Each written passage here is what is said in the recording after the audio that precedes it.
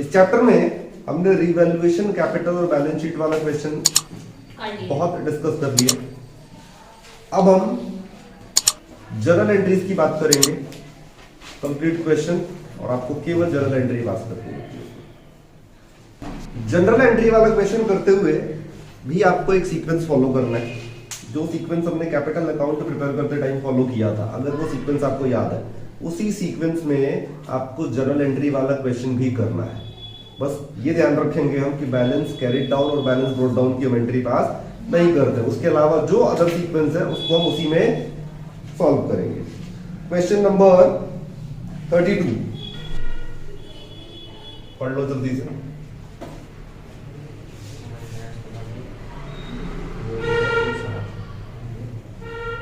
NSG partner है,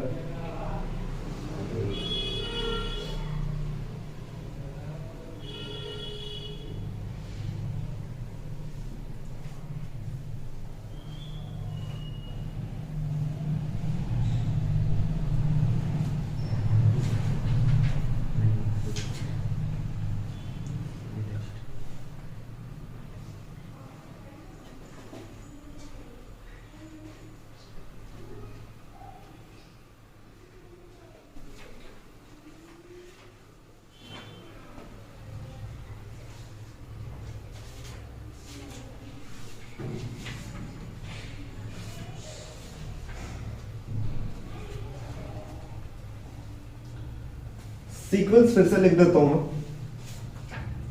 capital account prepare करते हुए हम बैलेंस ब्रॉट डाउन,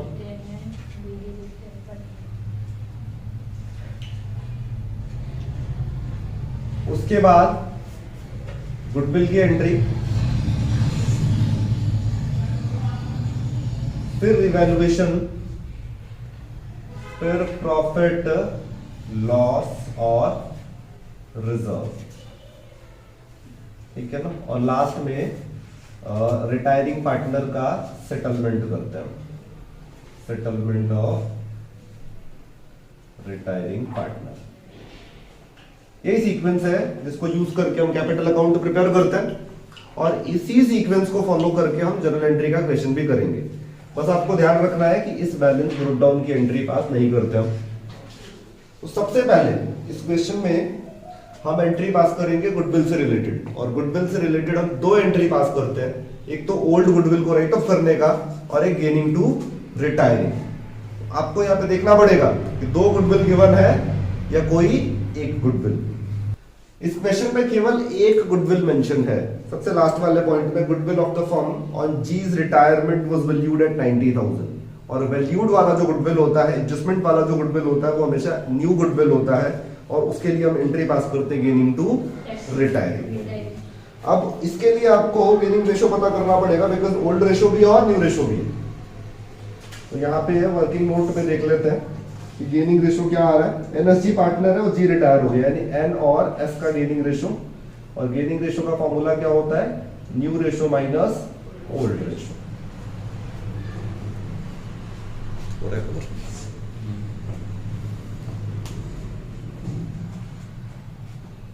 N का न्यू रेशो है 2/3, 2/5, और S का है 3/5। Old ratio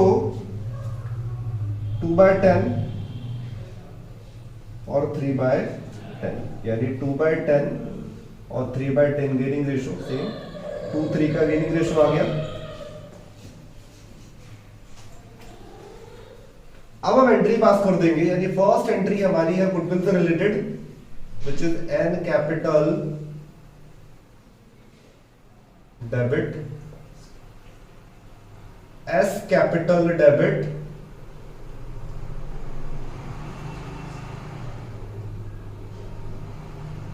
two G's capital account, और नरेशन लिखना होता है ना। और अभी तक आपको नरेशन लिखना आई होप आ गया हो। आपको बस इतना देखना होता है कि आप जो एंट्री पास कर रहे हो वो किस एडजस्टमेंट से रिलेटेड है। तो ये गुडविल से रिलेटेड है, तो हम सिंपली नरेशन पास लिख सकते हैं कि being adjustment for goodwill made at the time of G's retirement, या गुडविल से रिलेटेड कुछ भी आपने बना के लिख दिया, है ना। परफेक्ट नहीं होता है नरेशन, आपने सोचा वर्ड टू वर्ड लिखेंगे तो मार्क्स मिलेंगे, अदरवाइज नहीं मिलेंगे, ठीक है। तो बना के लिखा जा सकता है, इतना मैटर नहीं करता, लेकिन लिखना जरूर है। खाली छोड़ दोगे आप मार्क्स कट जाता है। गुडविल की एंट्री पास कर रहे हैं हम, तो सबसे पहले रिटायरिंग पार्टनर का शेयर ऑफ गुडविल कैलकुलेट करना है, और गुडविल ऑफ द फर्म दे रखा है क्वेश्चन में 90,000, और जी का जो शेयर है वो है 5/10, यानी 45,000 जी का गुडविल आ गया। 45,000 को आपने गेनिंग रेशो में डिवाइड कर देना है, विच इज 2:3। क्या बातें हो रही हैं? 18,000 और 27,000, ये आपने गुडविल से रिलेटेड एंट्री पास कर दी। अगली एंट्री क्या है? रीवैल्यूएशन से रिलेटेड, और रीवैल्यूएशन से रिलेटेड आपको एंट्री कैसे पास करनी है? आपको एडजस्टमेंट पढ़ते जाना है और आपको देखना है कि आप किस एसेट को रीवैल्यूएशन में टू वाले साइड में लिख रहे हो और किसको बाय वाले साइड में। जैसे अगर मैं कहूं कि मशीन 10,000 से कम हो गया, तो रीवैल्यूएशन में हम लिखते हैं टू वाले साइड में टू मशीन करके, और उसकी एंट्री क्या हो जाएगी? Revaluation account debit to machine account. इस तरीके से हम एंट्री देखते जाएंगे और रीवैल्यूएशन की एंट्री पास करते जाएंगे। अब जो सबसे पहला एडजस्टमेंट दिख रहा है मुझे, which is related to bad debts and provision. Bad debts और प्रोविजन से रिलेटेड है। बैड डेट्स और प्रोविजन से रिलेटेड जब भी हम एंट्री पास करते हैं ना, जनरल एंट्री, तो हमें 3 एंट्री पास करनी होती है ना। अगर आपने एडमिशन में याद हो आपको, तो एडमिशन में भी सीखा था हमने, कभी भी आपको एडजस्टमेंट में बैड डेट्स और प्रोविजन एक साथ दिख जाता है, तो इट मींस आपको 3 एंट्री पास करनी पड़ेगी। उसमें आएगा रिवैल्यूएशन में ही, लेकिन तीनों एंट्री नहीं आएगी, कोई एक एंट्री आएगी। अब वो 3 एंट्री तो करनी है आपको, पहले ही दिख दिया उसने पहले एडजस्टमेंट में, तो पहले उसकी एंट्री पास कर लेता है। फर्स्ट एंट्री हम पास करते हैं bad debts account debit to debtor account, जितने से बैड डेट गिवन होता है एडजस्टमेंट में, और यहाँ पर 6,000 से गिवन है वो लिख दिया हमने। हमेशा first entry bad debts account debit to debtor account, है ना। अमाउंट चेंज हो सकता है, एंट्री सेम रहेगी। सेकेंड एंट्री हम पास करते हैं जहां पर हम बैड डेट और प्रोविजन के अमाउंट को सेट ऑफ करते हैं। बैड डेट 6,000 है और बैलेंस शीट में प्रोविजन है 15,000, तो इस 6,000 को और 15,000 को सेट ऑफ करने की जब हम कोशिश करेंगे, तो 6,000 से 6,000 क्या हो जाएगा?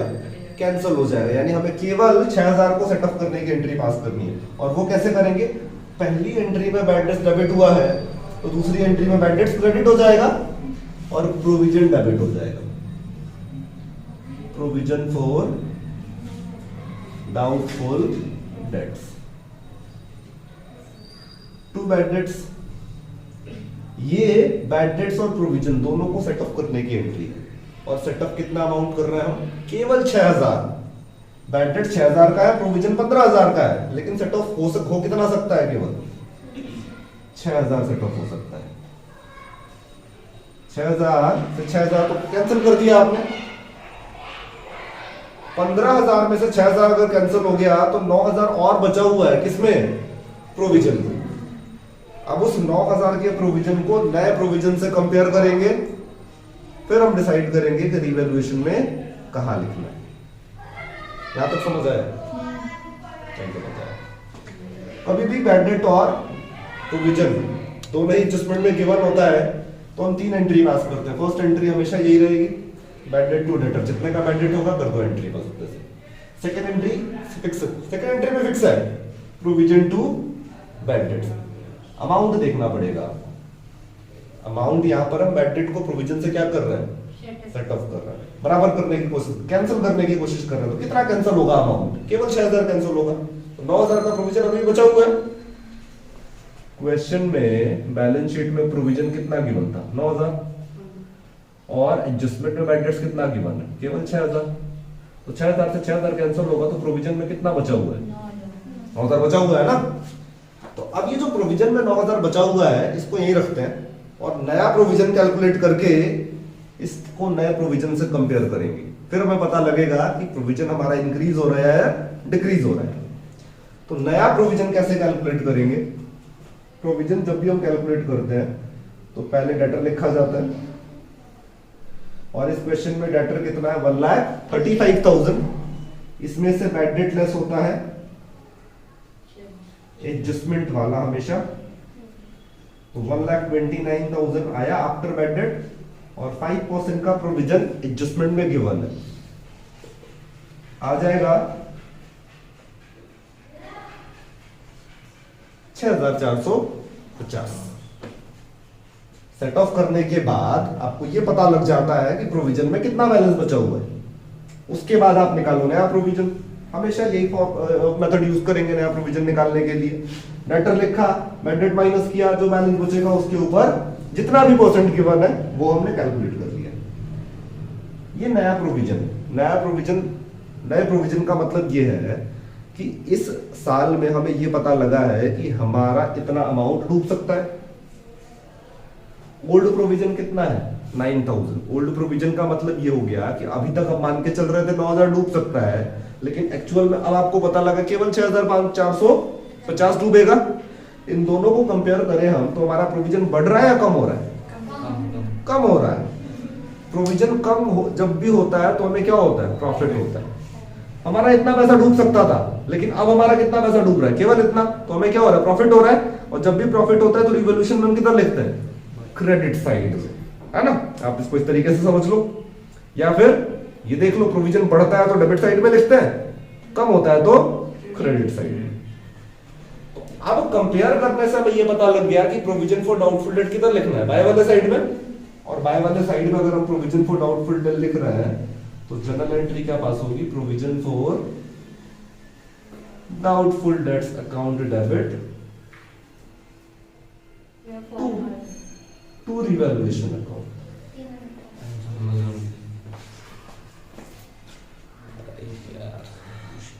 तो रिवैल्यूएशन में प्रोविजन फॉर डाउटफुल डेट आपको बाय वाले साइड में लिखना है, और डिफरेंस अमाउंट से हमेशा प्रोविजन रिवैल्यूएशन में डिफरेंस अमाउंट से आता है। तो 9,000 बचा हुआ था, 6,450 का नया प्रोविजन आया है, तो दोनों को माइनस करने के बाद लिखेंगे। 3,550।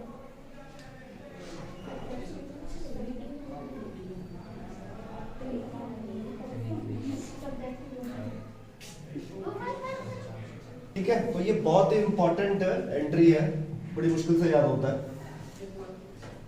ध्यान से ये वाला एडजस्टमेंट तो आपको अच्छे से देखना पड़ेगा, अदरवाइज सारे एडजस्टमेंट में ये क्लियर हो जाता है, सिंपली गिवन होता है, टू वाले में लिखना है, बाय वाले में लिखना है। इसको थोड़ा अच्छे से देखना पड़ेगा। ठीक है, दूसरा जो एडजस्टमेंट है उसमें लिख रहा है वो कि patent will be completely return of. Patent हमारा एसेट होता है, और रिटर्न ऑफ का मतलब हो गया कि जीरो कर देना है। कंप्लीटली रिटर्न ऑफ मतलब जीरो कर दो। तो एसेट की वैल्यू अगर कम होती है तो हम टू वाले साइड में लिखते हैं, पेटेंट को टू वाले साइड में लिखेंगे। उसके साथ ही उसने लिख दिया स्टॉक, मशीनरी और बिल्डिंग, ये तीनों 5% से डिप्रिशिएट हो रहा है। यहां भी एसेट कम हो रहा है टू वाले साइड में। अब एक ही लाइन में चार एसेट ऐसे हैं जिनकी वैल्यू क्या हो रही है? कम, और चारों को किधर लिखना है? टू वाले साइड में। तो आप कंबाइंड एंट्री पास कर सकते हो। एक एक इंडिविजुअली एंट्री पास करने से अच्छा है कि पहले आप देख लो कि कौन कौन सा एसेट और लायबिलिटी टू वाले में आ रहा है, बाय वाले में आ रहा है, और एक साथ ही एंट्री पास कर दो। तो यहां पर हम एक साथ ही revaluation to patents, stock, machinery और बिल्डिंग, एक एक एंट्री पास करने से अच्छा है आप कंबाइंडली करके एक एंट्री पास कर दो। पेटेंट कंप्लीट राइट ऑफ करना है तो पेटेंट आपका 90,000 का है, पूरा 90,000 लिख दे। कंप्लीट राइट ऑफ मतलब जीरो कर दो। जीरो 90,000 से जीरो करने का मतलब है कि 90,000 का चेंज आ गया। और अदर तीन एसेट्स हैं, इनके 5% कैलकुलेट करना है। तो 7,500, मशीनरी 450 का है तो 22,500, और बिल्डिंग 3 लाख का है तो 5% 15,000। अब हम टोटल कर देंगे 30, 45, 50। इसका नेक्स्ट जो एडजस्टमेंट है उसमें लिखा है कि unrecorded creditor of ₹30,000 will be taken into account. Creditor unrecorded है, तो जब हम इसको रिकॉर्ड करेंगे, क्रेडिटर लायबिलिटी है, और लायबिलिटी जब रिकॉर्ड करेंगे तो उससे लायबिलिटी क्या हो जाएगा? बढ़ जाएगा। तो लायबिलिटी जब भी बढ़ता है तो उसको टू वाले साइड में, डेबिट साइड में रिकॉर्ड करते हैं, या फिर आप ऐसे देख लो, लायबिलिटी बढ़ने से हमें क्या होता है, लॉस होता है, और लॉस हमेशा डेबिट साइड में रिकॉर्ड होता है। तो इसको हम रीवैल्यूएशन के डेबिट साइड में रिकॉर्ड कर देंगे।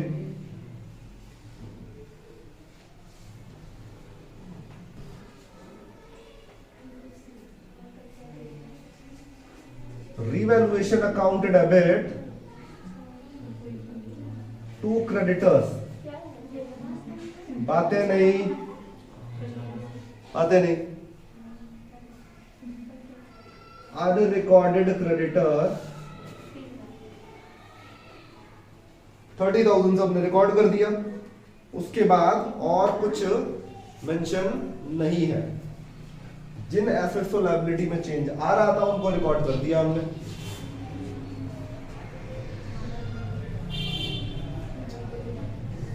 रिवैल्यूएशन की एंट्री यही खत्म नहीं होती है, आपको रिवैल्यूएशन का प्रॉफिट और लॉस भी डिस्ट्रीब्यूट करना पड़ेगा और उसकी एंट्री भी पास करते हैं।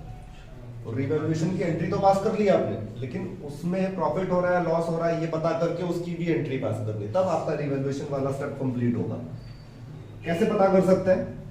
तो प्रॉफिट और लॉस पता करने के लिए करना ही है आपको, जितनी भी एंट्री आपने रिवैल्यूएशन की पास की है उसमें आप देखो रिवैल्यूएशन कहां कहां डेबिट है, कहां कहां क्रेडिट है।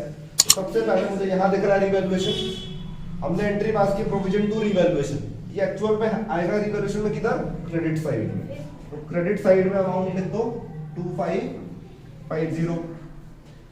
ये वाली एंट्री जिसमें रिवैल्यूएशन में ये जो एंट्री पास हो रही है 2 करके, ये सारा डेबिट साइड में आएगा।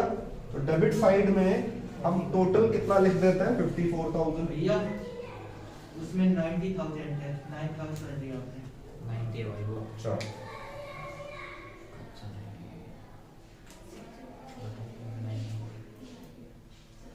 वो 135, ठीक है। तो इस वाली एंट्री में रिवैल्यूएशन 135 से डेबिट है तो डेबिट साइड में लिख दिया हमने। इस वाली एंट्री में भी रिवैल्यूएशन डेबिट है 30,000 से, तो आपने 30,000 डेबिट साइड में लिख दिया। तो जितनी भी एंट्रीज है उनको डेबिट साइड क्रेडिट साइड में पोस्ट करो, आपको रिवैल्यूएशन प्रिपेयर करने की जरूरत नहीं है। उसके बाद कर दो टोटल, और टोटल जब हम करेंगे तो डिफरेंस इधर की साइड आ रहा है 1,60,2,450। और हमें पता है कि जब भी रिवैल्यूएशन में डिफरेंस क्रेडिट साइड में आता है ये लॉस होता है।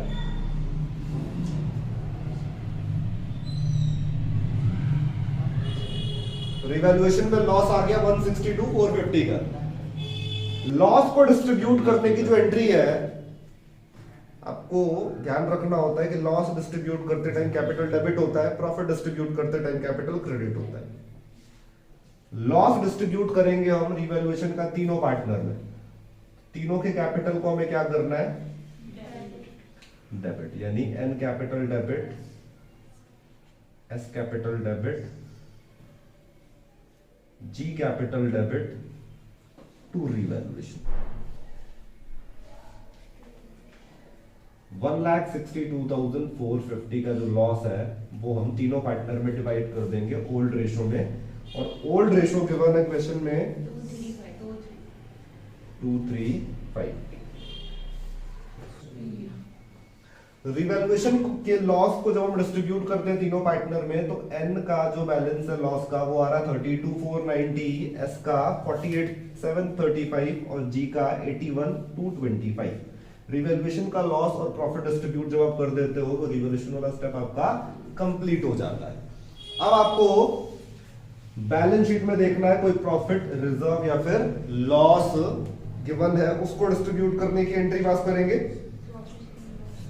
लायबिलिटी साइड अगर हम देखें हैं तो जनरल रिजर्व दिख रहा है और एसेट साइड में प्रॉफिट एंड लॉस, इन दोनों को डिस्ट्रीब्यूट करने की एंट्री 1 बाय 1। जनरल रिजर्व को डिस्ट्रीब्यूट जब हम करते हैं तो एंट्री पास होती है general reserve account debit to all partner, means N capital, S capital, G capital.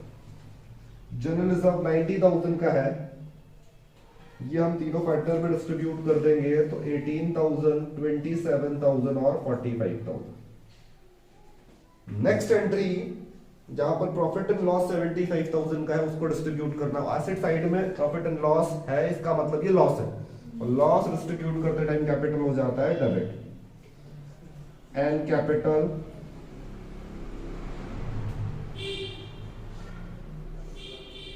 S capital G capital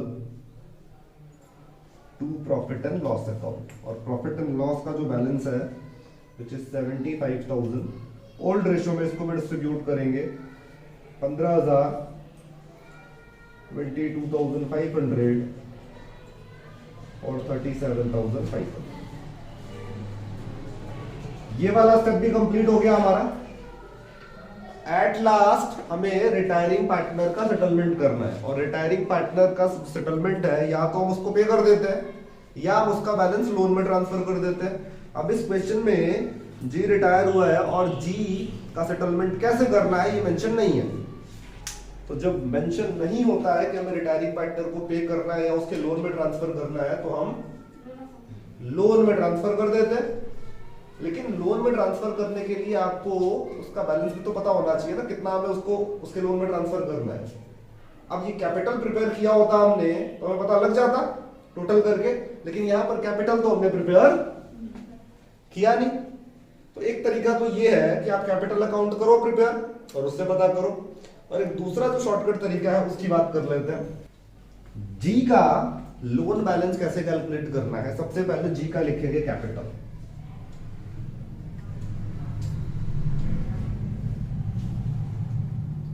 $4,50,000 सबसे पहले लिखना उसका कैपिटल। अब आप एंट्री में देखते जाओ, जहां जहां जी क्रेडिट हो रहा है वो प्लस होगा, जहां जहां जी डेबिट हो रहा है वो माइनस होगा। पहली एंट्री में जी क्रेडिट है तो इसको हमें क्या करना है, प्लस, क्रेडिट वाला प्लस, और ये है क्या, गुडविल है ना, 45,000 हम कर देंगे प्लस। और जी कहां क्रेडिट है, डेबिट है, यहां जी डेबिट है, माइनस रिवैल्यूएशन का लॉस है ये। और जी कहां पे क्रेडिट है, यहां पे, ये जनरल रिजर्व है 45,000। लास्ट में भी एक एंट्री है जहां पर जी डेबिट हो रहा है, माइनस कर देंगे प्रॉफिट एंड लॉस। अब ये जो बैलेंस आएगा ना आपका, ये वो बैलेंस होगा जो आपको जी को पे करना है। और यहां जो पता लग जाता है हमें कि जी का जो बैलेंस कितना है, अब या तो हम उसको पे कर देंगे या फिर लोन में ट्रांसफर कर देंगे। करते हैं टोटल एक बार। इस बैलेंस को प्लस माइनस करने के बाद जो टोटल आ रहा है 421,275, इट मींस आपको जी को इतना पे करना है। अब हम पे तो कर नहीं रहे उसको, ये सारा का सारा बैलेंस लोन में ट्रांसफर होगा। अब लोन में ट्रांसफर करने की या पेमेंट करने की एक एंट्री और पास करनी है आपको। कैपिटल अकाउंट में जब हम लोन में ट्रांसफर करते हैं तो डेबिट साइड पे लिखते हैं ना, टू जीज लोन अकाउंट, पे करते हैं तो टू बैंक लिखते हैं।